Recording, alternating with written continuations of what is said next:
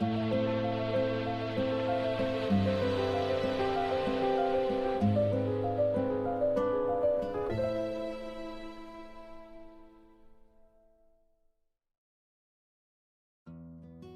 me for what I hope you'll find this interesting piece of my own family history that links this lady here, my great-grandmother, Anne Wanless, maiden name of Dodds, the wife of a Canning Town boilersmith, to an 18th century gamekeeper turned wise man / warlock, if you want to call him that, from Guisborough in Yorkshire. With massive thanks to Jenny Crawford on this one, which has brought this new evidence to light. But this is the original picture of my nan's grandparents that I took many years ago at my nan's, and it was badly damaged in the war. On the left is Joseph Wanless, 1855 to 1900, and next to him his wife, Anne Wanless née Dodds, 1857 to 1915. This was a scan up of the picture to get us into the next phase, which was this, the complete restoration. We've turned Anne Wanless from once known as the one-eyed Wanless. She's got her eye back now, and the big crack and damage down the middle, all that's gone. And for a little splash of colour. But of course, the evidence and documentation that links our story and gives it a bit of tangibility, if you want. This is the family tree going from Anne Wanless, who you see just below her husband here. This is my great-great-grandparents and their children below, and each direct ancestor is either written in red ink or marked through in red ink. But this is Anne and her husband. Anne's parents, John Featherstone Dodds, 1818 to 1878, and Hannah Westwick, this is our Westwick link, born in 1816 in Guisborough, and she died in 1896 in Middlesbrough, aged 80. And Anne's father, interestingly enough, John, he was killed in an accident by being run over by a cart in 1878 while blind drunk. Whether that caused Anne and Joseph to move just 2 years later from Middlesbrough to the East End of London, we do not know, or whether that was for a work situation, we don't know, but that's what got them from there to London. And here is the man himself, our gamekeeper / wise man, Jonathan Westwick, Anne's grandfather. He's my great-great-great-great-grandfather, Jonathan Westwick, 1783 to 1851, and his wife, Anne Hunter, 1786 to 1863. As you can see from the children below, with my ancestors scribbled through in red, they had a lot of children, and we even had to extend the page for the number of children that they had, so they're quite active in that department. We see gamekeepering and warlockery and whatnot wasn't keeping him busy enough. We've gone back further because Jonathan's father, William here, he was also a gamekeeper. And interestingly enough, with the wise man thing, it is normally a thing that's passed from father to son, so it does make you wonder if it's something that's passed down the male line.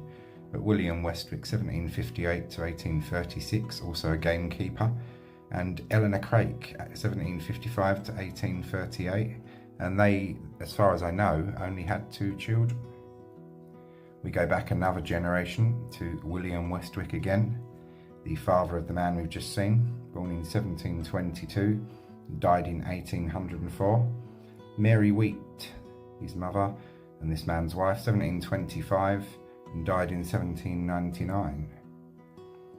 We go back yet another generation and into the 17th century this time with Timothy Westwick, born in 1691, died in 1759, married in 1718 to Anne Hurd, and she's born in 1691 and died in 1753.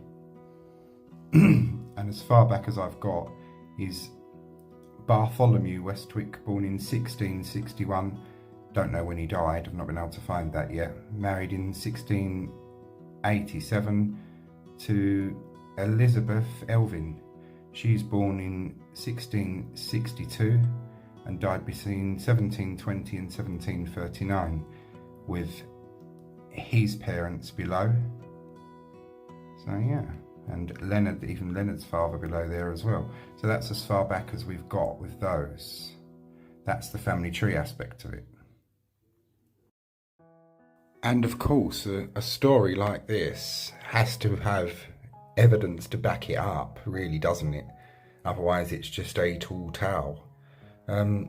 Here we go. So we started off with my great-great-grandmother in the family tree, which is Anne Wanless, the lady in the photo we began with. This is her birth certificate from 1857. Anne, daughter of John Featherstone Dodds, and here's a labourer at Ironworks, beg your pardon, and her mother, and this is our Westwick link, Hannah Dodds, formerly Westwick. Here you have Anne's death certificate from 1915. She died in Custom House, Martindale Road, aged 60. She was they were a few years out with that, the family. She was a few years younger than that. Widow of Joseph Wanless, and she died of apoplexy, 5 days, which is a stroke. My great-grandmother registered the death. Here is one of those burial card type things that the family was given at the time, something my nan gave to me, because the Wanlesses were the first line I actually began researching, and it all began with that photo we first began with. So that's Anne. This is Jonathan's daughter, Anne's mother, her death certificate from 1896. Hannah Dodds, aged 80, the widow of John Dodds, and she died of quite various complaints at the age of 80. And here we have the man himself, Jonathan Westwick. When he was born, birth, marriage and death certificates didn't exist. You were just working with parish records. But by the time of his death, we've got a death certificate for him. Jonathan Westwick died on the 2nd of December 1851, aged 68 years, gamekeeper, and he died of jaundice. So that's our first bit of documentary evidence to link the line to the Westwicks, and this is where it gets interesting for the next part. Now, this is where it gets really interesting with the Jonathan Westwick and being the wise man connection. And it's massive thanks to Jenny Crawford for this new information, and for the new information about Jonathan and his father William's gamekeeper careers, which we'll learn about a little further on into the video. But firstly, with Jonathan the wise man. Peggy Flounders, the witch. In 1736, the laws on witchcraft in Britain were finally repealed. The church by this time no longer regarded it as heresy, and the law no longer regarded it as a felony.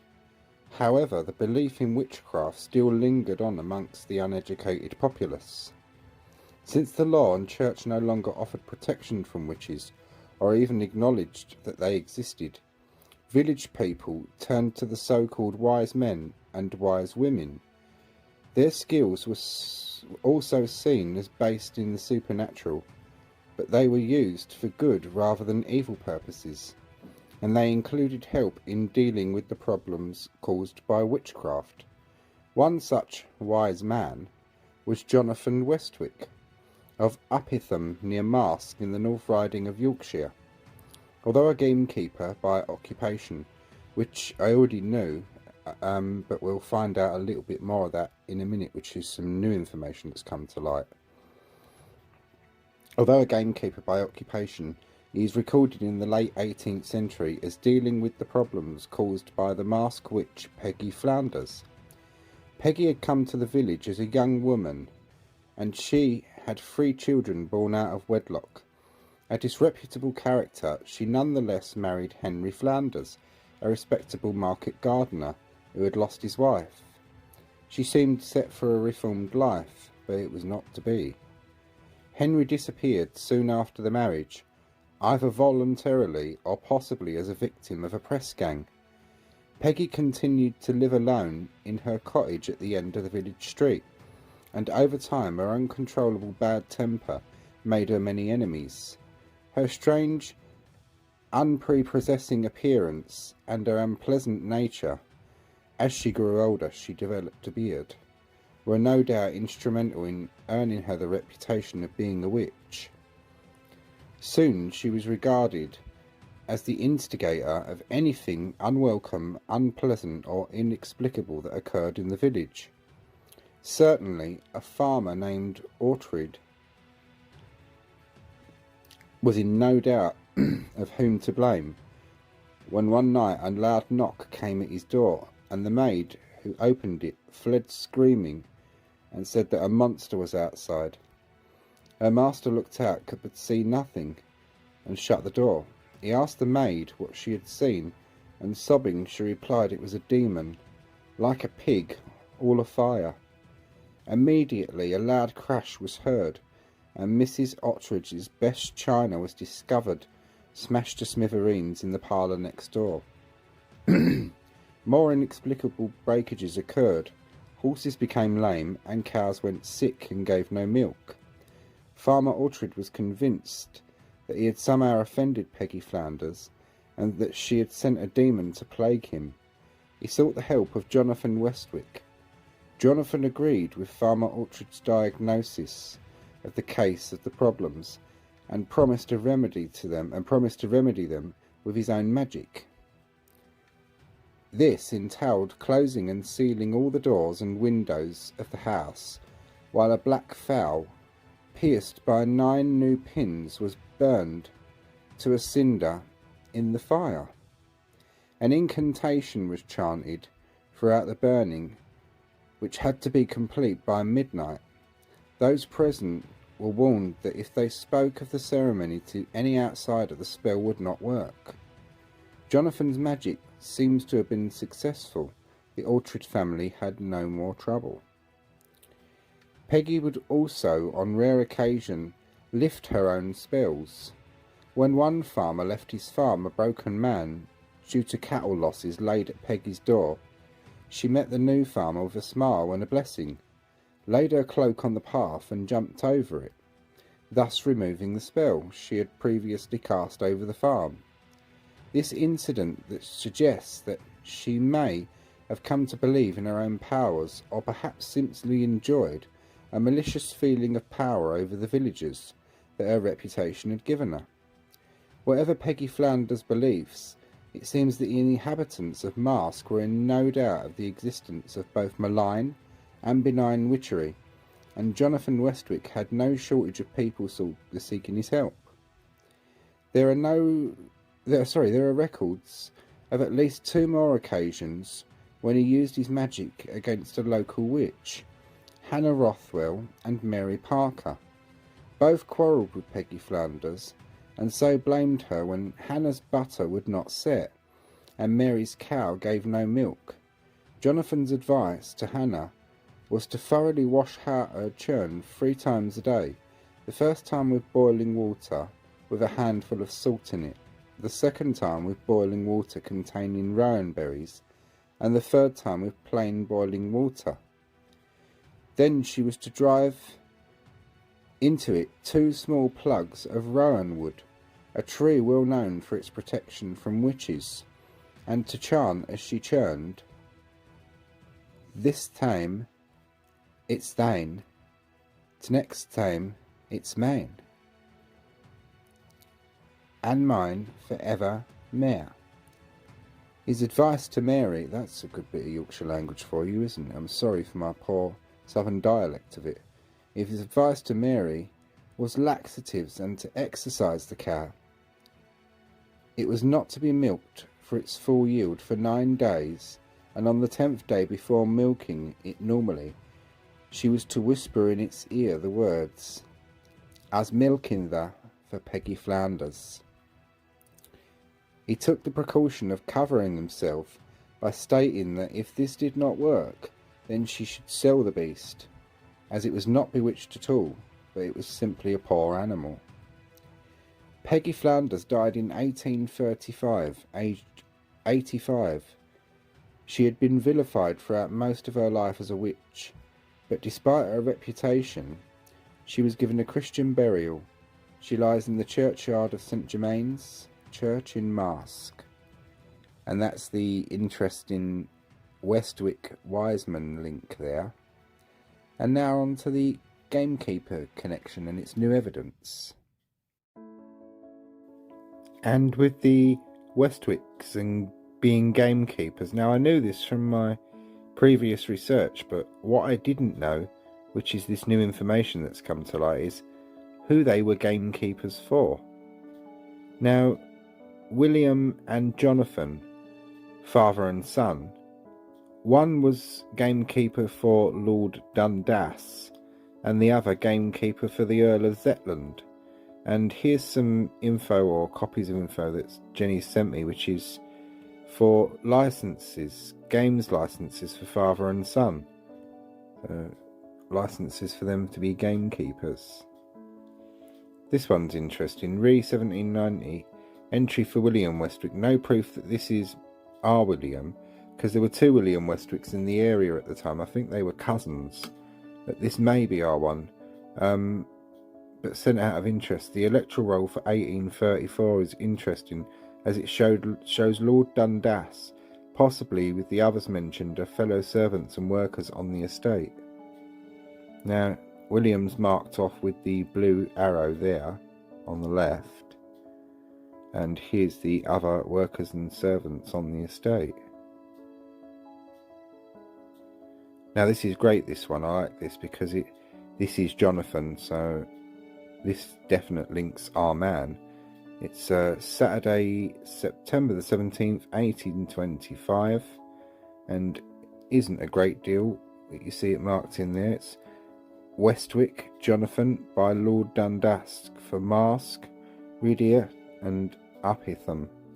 So that's licenses for gamekeepers once again. And the next one, same thing again in a slightly later newspaper. Westwick, Jonathan, by Lord Dundas for Marske, Ridier and Uphitham. And that's their links with the gamekeeper thing, which edges us into who they worked for. But before that, a quick recap on the information. William Westwick, 1758 to 1836, occupation of course gamekeeper, which as I said I knew before from my previous research. He's the father of Jonathan Westwick. And as I said, I did know he was a gamekeeper, but thanks to Jenny, what I didn't know, and only just found out recently, is who he worked for, which is this man, Lord Dundas. So William Westwick was gamekeeper for this very fancily and jauntily angled man. And this is Lord Dundas's will, his last will and testament.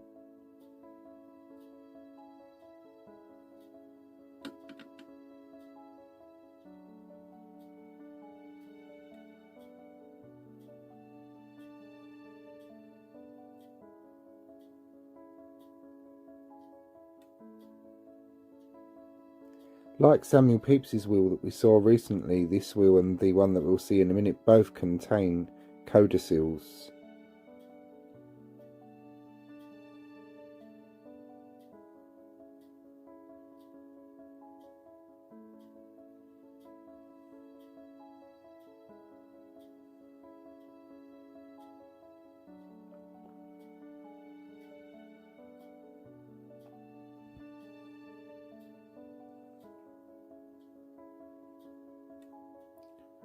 So that's William and the man he worked for and his will. And Jonathan Westwick, 1783 to 1851, gamekeeper and wise man. And the man that he worked for, which is this man, Lawrence Dundas, Earl of Zetland.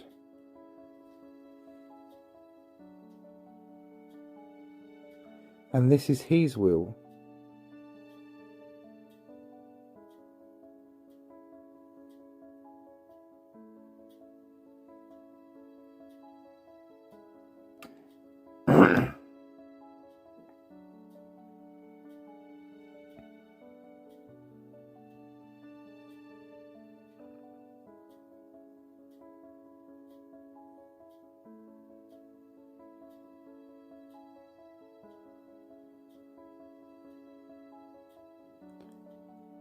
Both wills mention servants, but neither mentions William nor Jonathan by name.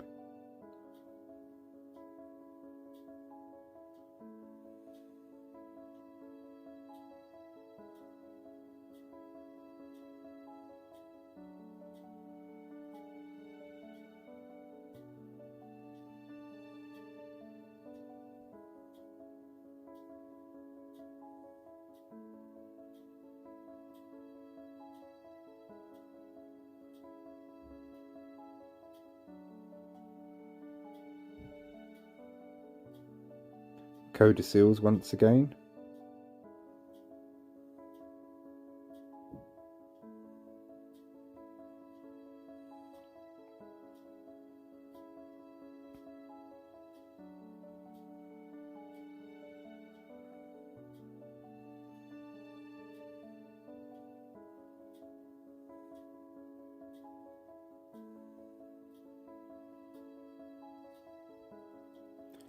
And hope you all found that interesting. And to end us off, there are of course that we know of no images of William or Jonathan, but here's a lovely 18th century portrait of two gamekeepers coming upon a poacher caught in the act.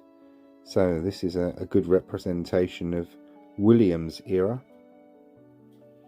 And for Jonathan's slightly later era, you have here the master and the gamekeeper, by the gamekeeper's cottage, which I thought was a nice little touch. It'd be lovely to see images of the men themselves, wouldn't it? And if you've found this interesting and would like to know a little bit more about gamekeepers and their life and world from that era, which is bloody interesting once you get reading it, this is a good book and it's totally free to read online. I've included the link in the description for this one, so if it's something you'd like to read, give it a click and you can read this one for free. Written in 1892 by John Wilkins, a gamekeeper of Stansted, Essex, and here is the elderly rascal himself. So a man that's recounting back to early boyhood and later memories that would have been from Jonathan's era, different end of the country, but it will certainly give you a good gist as to what a gamekeeper's life was actually like. Hope you've all found this one interesting, and thanks for watching. And that is what connects the wife of a Canning Town boilermaker to an 18th century gamekeeper and warlock from Guisborough in Yorkshire. And once again, a massive thanks to Jenny Crawford for sending this new information, without which I wouldn't have, of course, known about this interesting link with Jonathan Westwick, our Gamekeeper Wiseman. Jenny's one of the lovely page members from my London Luke page. I've met some really lovely people on there who've been a great help with both social and some family history as well, so it's nice to make those connections, and a massive thanks once again. And as I said, hope you all enjoyed this little mysterious and interesting one.